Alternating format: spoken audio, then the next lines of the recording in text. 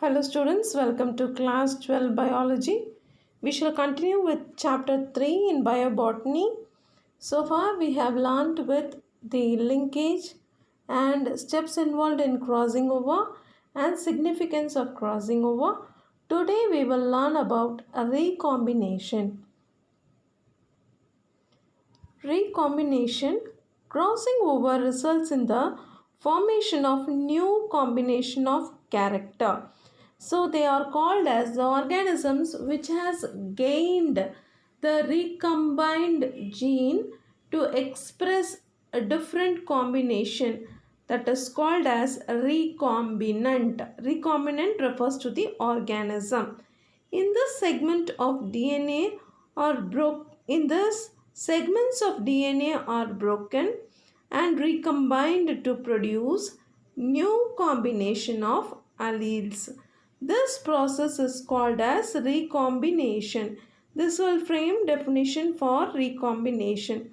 You can see here what is occurring and how the recombinant chromosome occurs.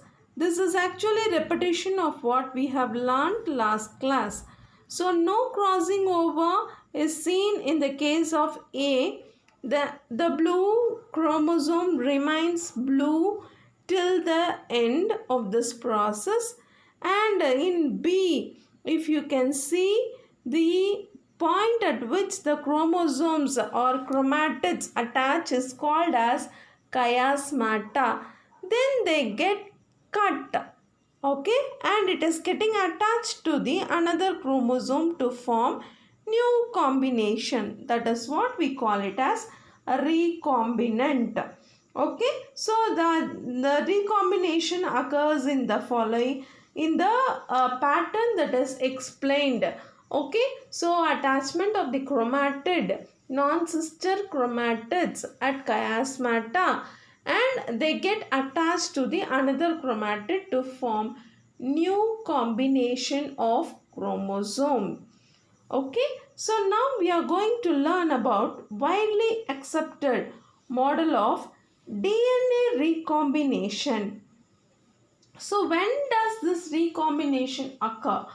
The recombination occurs during crossing over. The model which we are going to learn now is Holiday hybrid DNA model. Follow Holiday hybrid DNA model. It is named after the scientist Robin Holiday, 1964. So it involves several steps. It is given here. So we can read step by step. Homologous DNA molecule are paired side by side with the duplicate copies. They just lie parallel to each other. One strand of both DNA is cut in one place.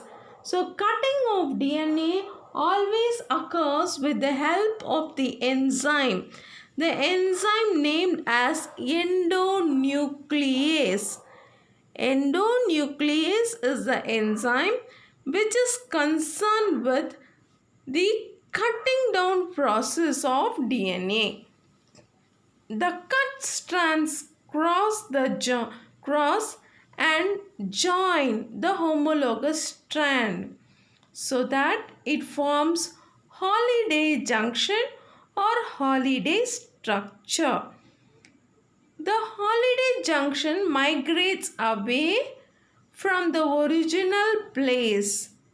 Okay, so that migration is described as branch migration. DNA strand may get cut through the vertical line or it may cut through horizontal line. Vertical cut will result in heteroduplexes and horizontal cut results in non-recombinant duplexes. Follow? So that is what we are going to learn with the help of diagram now.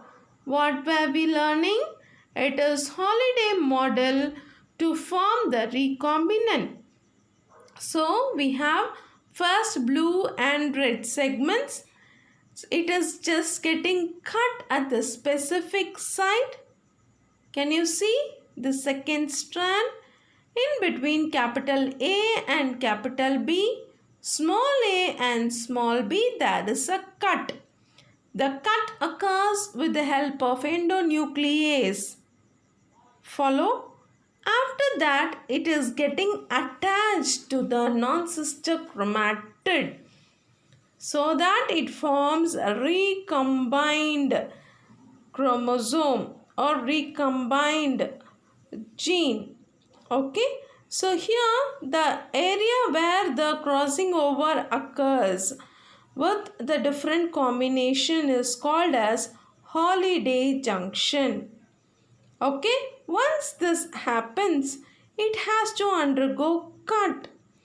Once this horizontal cut occurs, heteroduplexes of recombinants, another combination occurs if it is getting cut through horizontal way. So there is no heteroduplexes occurs. Okay, so if you don't understand, please read again and then you can by heart. Okay, next topic is calculation of recombination frequency. The percentage of recombinant progeny. So the number of recombinants produced, okay, from the parent, that is what is called as progeny. So percentage, so it is a comparative note. The percentage of recombinant progeny in cross is called as recombinant frequency. It is also denoted by capital R, capital F. It is calculated using the formula and also the data we need. Follow? So data should be given or it should be observed from the experiment. Recombination frequency can be calculated by the formula number of recombinants by number of offsprings into 100. So number of young ones produced, total number you have to take. Then how many are recombined? Follow? So total number of offspring is count to be 100 and recombinants is seem to be 12. Okay, so that the recombinational frequency is 12%. That is what is calculated here. Okay, so then we shall go in for genetic map. So far we have learnt about recombination, Holiday model of recombinant. Holiday, he is a scientist. Then how to calculate recombinational frequency using the formula, and the numbers which we be used to substitute with the formula varies with different experiments and different observations. Follow? So we have calculated recombinational frequency. The next topic is genetic mapping. What does the term generally mapping denote? Mapping does mean that location. Follow? So gene mapping means the presence of gene in a particular location on a particular chromosome. If you see genetic mapping, genes are present in a linear order. We have discussed this several times. What is linear order? What is linear order? The genes are present one below the other, next to next, like beads in a string. That is what this arrangement of gene in linear order means. Follow. They are present in a specific location that is called as locus. The diagrammatic representation of position of genes and related distance between the adjacent gene. What is adjacent gene? next gene. Follow? So, mapping, we are going to find the location. Once we find the location of a particular gene, we have to find the distance between the gene and also the next gene. Why do we know? We should know the distance between the gene so that we know whether it is a complete linked gene or incomplete linked gene. Follow? Then we can calculate whether it will undergo crossing over to form recombinant. Yes, if there is a gap, there is a possibility of crossing over and recombination of genes occur. If there is no gap between the gene, there is no possibility or rare possibility of crossing over and recombination to occur. It is directly proportional to the frequency of recombination between them. If there is going to be more of recombination occurring comparing to the gene, then we know they are distantly placed. The concept of gene mapping was first given by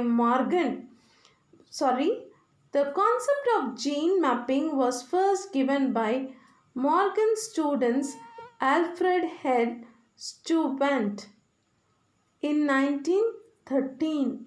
It provides clues about the presence of genes on the chromosome. Coming to map distance. So, whatever the distance, we should measure it. To measure something, we need the presence of unit. To see here, map distance, the unit of distance in genetic map is called as map unit and it is denoted like m.u. One map unit is equivalent to 1% of crossover. One map unit is equivalent to 1% of crossover. And it is also one map unit is also called as centimorgan in honor of T.H. Morgan. It is named centimorgan in honor of T.H. Morgan. The teacher's name is given by the scientist.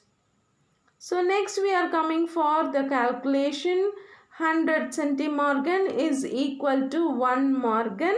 It is given in capital M. So then we will learn with the example. A distance between the gene A and B, if it is going to be 3.5 centimorgan. Follow? It is equal to 3.5 centimorgans or 3.5%. The recombination frequency can be 0.035. Okay, so if it is going to be the double distance, so then we have to find the distance between B and C and C and D. Follow? So based on the distance, we can calculate the frequency of crossover and recombination. Genetic map can be constructed from series of test crosses for pairs of genes. So genetic map we cannot as such measure it. From the experiment we are going to measure the distance between the gene.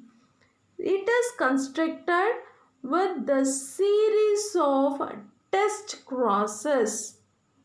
Okay, so but this is not efficient because of double crossover is missed. Okay, so they have started with it, they were able to do, but it was not so efficient. Then we have to see, we have to learn about 3-point test cross. The more efficient mapping technique is constructed based on the result of 3-point test cross. Please make a note, it is important for one more question. So more efficient mapping technique is to construct the gene map is 3-point test cross. So it refers to analyzing the inheritance pattern of 3 alleles. That is, we are taking 3 characters into account. Okay, by test crossing a triple recessive heterozygote with triple recessive homozygote. It enables us to determine the distance between 3 alleles. Okay, so double crossovers can also be detected, which will provide more accurate map distance. 3-point test cross can be best understood by considering the following example. We shall see about the 3-point test cross. So for example, if you have the corn plant in maize, the 3 recessive alleles, 1 L for lazy growth, G for glossy leaf, and S for sugary endosperm. The endosperm is a word concerned with the seed. Okay, these 3 recessive alleles are crossed with the wild type capital L, capital G, capital S. Okay, so once it is test crossed, what is the result? This trihybrid test cross produce 8 different types of gametes in which 740 progenies, 740 young ones are observed. The following table shows the result obtained from this test cross. So we are going to derive from the result of the experiment. What is the experiment? 3-point test cross. Follow? So here phenotype of test cross progeny, normal wild type genetic combination is given and number of progenies produced. Follow? So from the above result, we must be careful to observe parental recombinant types. Okay, so what is a parental recombinant type? Parental genotype for the triple homozygote, capital L, capital G, capital S, and parent type is small l, small g, and small s. So then analyze 2 recombinant loci at the time orderly. You can see how it appears. Okay. In this, any combination of other these two constitute recombinants. So let's see about the loci of 2 alleles. So capital L, capital G, since LG and LG parental genotypes, the recombinants will be capital L, small g, small l, capital G. The recombinational frequency for these two genes can be calculated as follows. So far, if you have not understood, also no problem about 3-point test cross recombinants. Once you read this tabular column, you will understand better. Okay, so far whatever we have learned, again we will learn in this tabular column. See here, phenotype of the test cross progeny. Follow? So normal wild type, that is one of the parental type. Lazy type, see here there is a recombined genes. Okay, so serial number 1, that is one parent. Serial number 8 is another parent. Okay, in between we have various other combinations. So how do you write various other combinations? You can just change one genes and write the combination, because that is how we are getting the cross. Once you make the cross also, it will appear that different types of gametes will appear in this fashion. Then number of progenies, it is the number obtained during the experiment. So you don't have to understand anything with the number of progenies. Understood? Next, recombinant for loci. What is loci? Locus is singular, loci is plural. It is the point at which the gene is present, whether it is recombined. So serial number 1 is the parental type. There is no recombination occurring for about 286 plants. So 286 plants, the recombination is not found. Then next type, small l, capital G and small capital S. You have number of progenies to be 33 and recombination occurs at the level of capital L and capital G and capital L and capital S, but there is no recombination occurred in between capital G and capital S. Follow wherever R is given, recombination occurred at that particular level. That is what is given. Then, so with this tabular column, you will understand where the changes have occurred. The recombination change along with the gamete type, if you compare, you know whether the recombination has occurred or not. So just skip to 6, serial number 6, small l, capital G, small s. So there is a difference between the parental type and the progeny that has occurred between L and G. Yes, between L and S there is no recombination because they both are showing the parental type. Okay, and in between G and S, yes, recombination occurred. There is no parental type which is having capital G and small s. And I think you have understood. If not, please rewind and listen to this. It is simple. Okay, we shall just go on for calculating recombinational frequency. So total number of recombinants that we have to add with the total number of progeny, number of total progeny, and when you take the percentage, you will get the recombinational frequency. So first they have started calculating recombinational frequency for 33, 59, 44 and 40. So these are all the progenies which is showing recombination in the first level. Okay, capital L and capital G.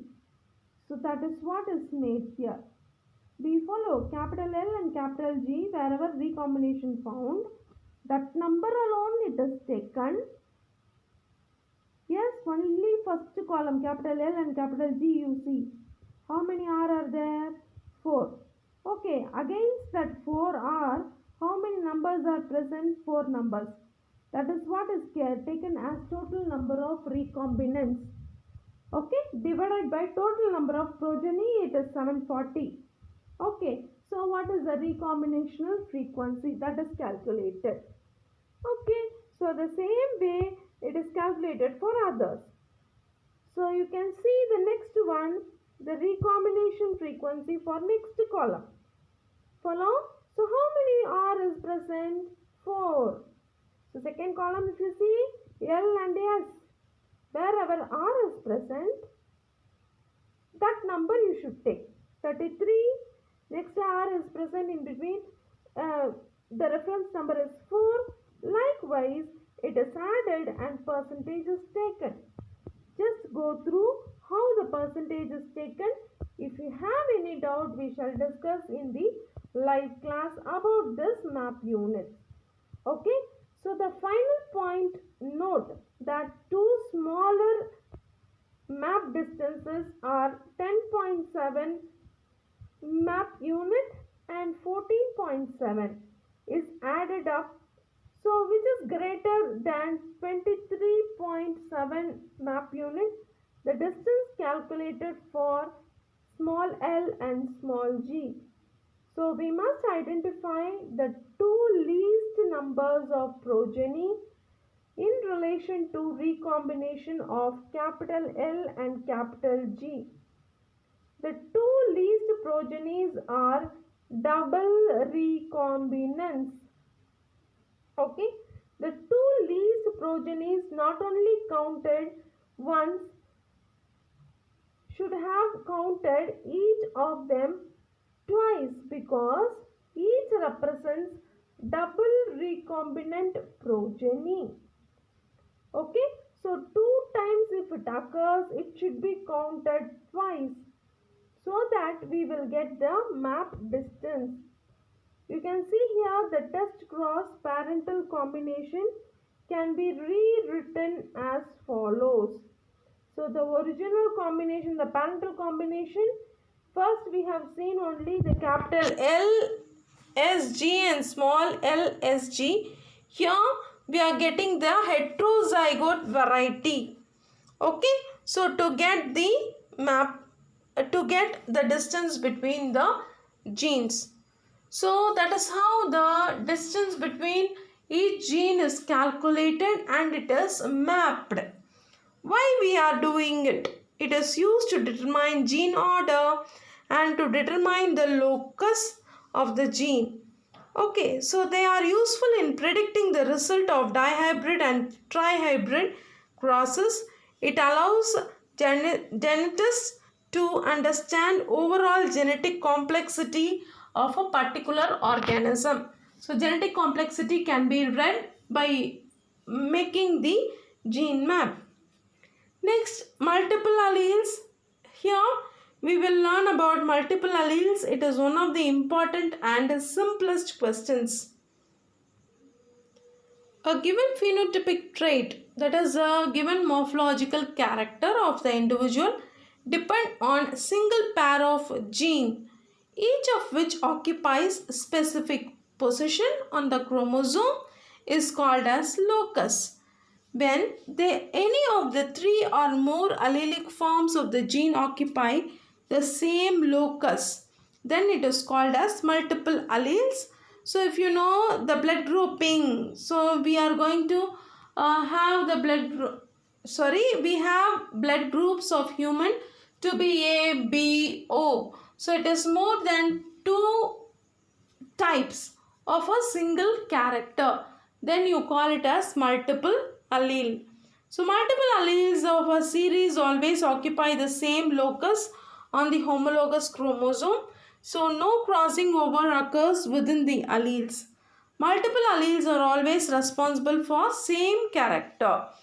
The wild type alleles of a series exhibit dominant character. Mutant type will influence dominance, so they may follow the intermediate phenotypic effect.